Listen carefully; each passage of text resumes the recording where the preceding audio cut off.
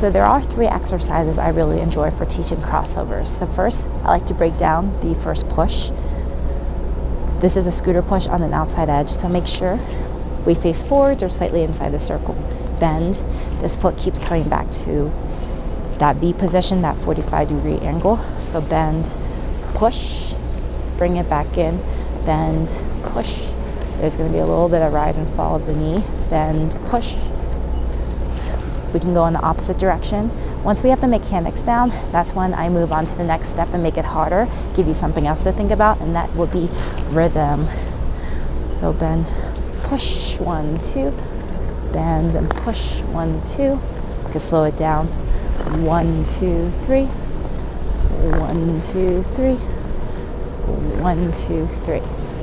Since we're breaking down just the first push, really be mindful of that belly button and avoiding any break at the waist. You can put your hands on your belly button for awareness and make sure that the push doesn't result in that. So pull your shoulder blades back, chin up.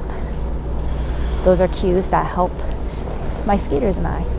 Second, we're going to try to get comfortable with that alignment and lean into the circle. So I call this my crossover freeze exercise. So I'm doing my first push, coming through close, and I'm going to freeze on both feet. You can bring this circle around tight, but the key points I'm thinking about here is that I keep leaning my lower body into the circle, and I'm also on my 2 different edges. Lastly, you want your feet to be tight and close. Sometimes learning crossovers, our feet tend to sprawl apart. We lose control, and this also happens when we break at the waist. So awareness exercise here. No breaks at the waist.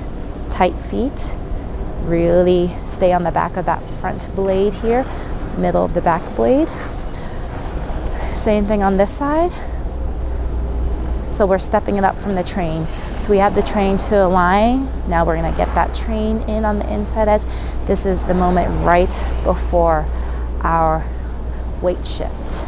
Lastly is the crossover glide. This is the hardest of them all. So we're going to hold that forward inside edge. Remember, belly button up or tucked. Keep bending that front tongue. Try to hold that as long as you can. The better this is, the more stable your crossovers will be. That's another great exercise to fix crossovers that look like this, that have a weak second push, that lacks that full extension. So hold this exercise. Think about squeezing that glute and calf.